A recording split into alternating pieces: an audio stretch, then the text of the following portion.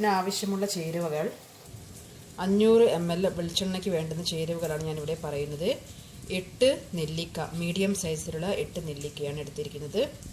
ഒരു കൈപ്പിടി നിറയെ ചെറിയ ഉള്ളി, ഒരു കൈപ്പിടി നിറയെ കറിവേപ്പില, ഒരു വലിയ തണ്ട് കറ്റാർവാഴ, 1 ടേബിൾ സ്പൂൺ ഉലുവ കുതിർത്ത് എടുത്തത്, ഒരു 10 കുരുമുളക്, ചെറിയ കുരുമുളക്. ഇത് തയ്യാറാക്കുന്നത് 500 ml വെളിച്ചെണ്ണയിലാണ്. ഈ ചേരുവകൾ എല്ലാം ചെറുതായി നുറുക്കിയെടുക്കുക.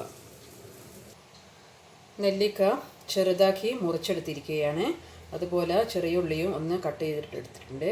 അതുപോലെ അലോവേര 2 ഭാഗത്തുള്ള മുള്ള് എടുത്ത് കളഞ്ഞതിന് ശേഷം, നീളത്തിൽ കളഞ്ഞതിന് ശേഷം അത് ചെറിയ കഷ്ണങ്ങളാക്കി മുറിച്ചെടുത്തിരിക്കുകയാണ്.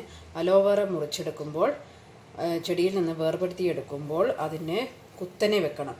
ഒരു സൈഡിൽ ചാരി കുത്തനെ മുറിച്ച തണ്ടിൻ്റെ ഭാഗം താഴോട്ടാക്കി കുത്തനെ വെക്കുക.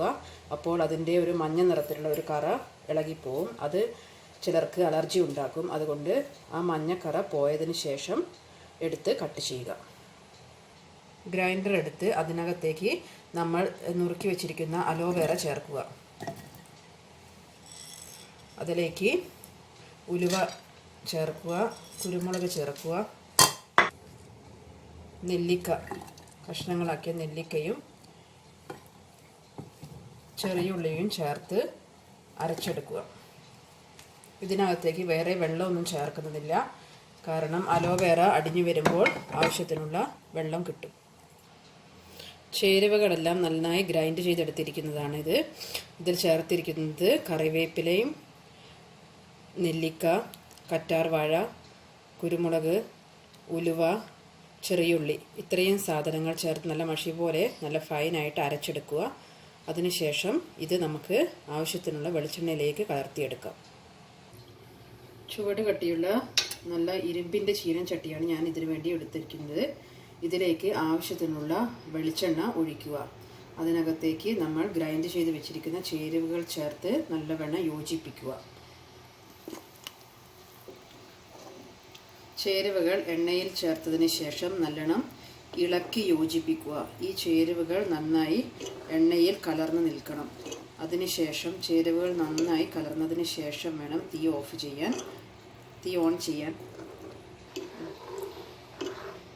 ഇപ്പോൾ ഇത് വെളിച്ചെണ്ണയിൽ നല്ലോണം ഇളക്കി യോജിപ്പിച്ചിട്ടുണ്ട്. അതിനുശേഷം തീ ഓൺ ചെയ്യുക.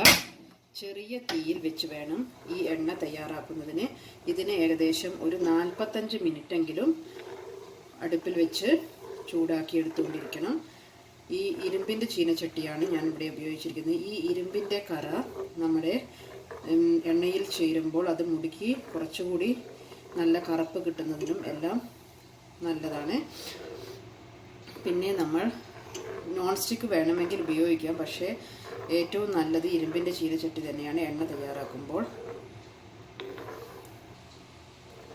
ചെറിയ തീയിൽ വെച്ചതിന് 10 മിനിറ്റ് നേരം ചെറിയ തീയിൽ വെച്ചിട്ട് ചൂടാക്കിയെടുക്കണം. അതിനുശേഷം തീ അല്പം മീഡിയം ഫ്ലെയിമിലേക്ക് മാറ്റാവുന്നതാണ്. അതിനുശേഷം ഇടയ്ക്കിടയ്ക്ക് ഇങ്ങനെ ഇളക്കി കൊടുക്കണം. അല്ലെങ്കിൽ ഇത് ചീനച്ചട്ടിയിൽ അടിയിൽ പിടിക്കാൻ സാധ്യതയുണ്ട്. അതുകൊണ്ട് ഇടയ്ക്കിടയ്ക്ക് ഇത് ഇളക്കിക്കൊണ്ടേയിരിക്കുക. ഇപ്പോൾ ഏകദേശം 10 മിനിറ്റായി. ഇപ്പോൾ എണ്ണ നല്ലോണം തിളച്ചുകൊണ്ടിരിക്കുകയാണ്. ഈ ചെറിയ തീയിൽ തന്നെയാണ് ഞാൻ വെച്ചിരിക്കുന്നത്. കാരണം ഇത് ഇനി ഈ എണ്ണയിൽ കടന്നിട്ട് ഇതിലെ കറ്റാർവാഴയിലെ വെള്ളമെല്ലാം കുറുകി വരണം. അതിനനുസരിച്ച് സമയവും എടുക്കും. ഇത് 45 മിനിറ്റെങ്കിലും എടുക്കും. അതുകൊണ്ട് ചെറിയ തീയിൽ ഇടയ്ക്കിടയ്ക്ക് ഇതിങ്ങനെ ഇളക്കി കൊടുക്കുക. ഈ അരപ്പ് ഒരു മണൽ പരുവത്തിൻ്റെ രൂപത്തിലാവും. ഇപ്പോൾ നമ്മൾ തേങ്ങയൊക്കെ വറുത്തരയ്ക്കുമ്പോൾ വറുത്ത തേങ്ങ അവസാനം എങ്ങനെ ഇരിക്കുമോ ആ ഒരു നിറത്തിലായിട്ട് ഈ പാവ് മാറും. അപ്പോഴാണ് ഇതിൻ്റെ യഥാർത്ഥ പാകം. ചെറിയ തീയിൽ വെച്ച് ഇടയ്ക്കിടയ്ക്ക് ഇങ്ങനെ ഇളക്കിക്കൊണ്ടിരിക്കുക. സ്ഥിരമായി ഇളക്കണമെന്നില്ല, ഇടയ്ക്കിടയ്ക്ക് ഒന്ന് ഇളക്കി കൊടുത്താൽ മതി. കാരണം ഇത് അടിയിൽ പിടിച്ചു പോകും. ഇരുമ്പിൻ്റെ ചീനച്ചട്ടി ആയതുകൊണ്ട് പ്രത്യേകിച്ചും. അതുകൊണ്ട് ഒരു 5 മിനിറ്റ് കൂടുമ്പോൾ ഇളക്കി കൊടുത്താൽ മതി. സ്ഥിരമായിട്ട് ഇളക്കി കൊടുക്കേണ്ട ആവശ്യമില്ല.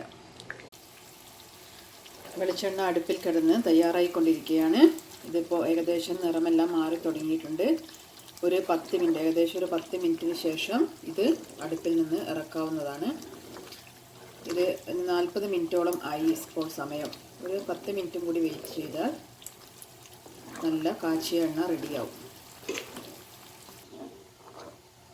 ഇപ്പോൾ ഏകദേശം എണ്ണ റെഡിയായി കഴിഞ്ഞു.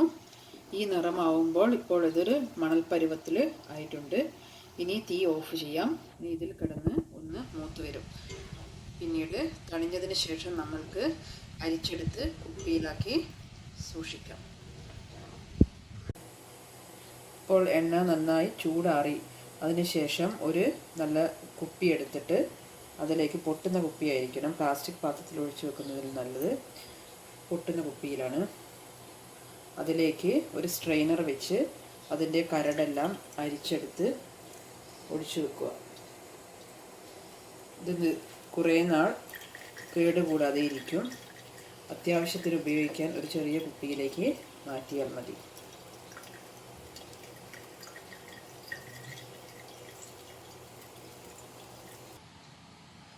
ബാക്കിയുള്ള എണ്ണയും കൂടി കുപ്പിയിലേക്ക് അരിച്ചൊഴിച്ചു. ഇപ്പോൾ 500 ml കാച്ചിയ വെളിച്ചെണ്ണ തയ്യാറായി കഴിഞ്ഞു. ഇത് കറുത്ത മുടിക്കും അകാലനര തടയുന്നതിനും താരൻ തടയുന്നതിനും ഒരു ഉത്തമ പ്രതിവിധിയാണ്. എല്ലാവരും ഇത് പരീക്ഷിക്കുക.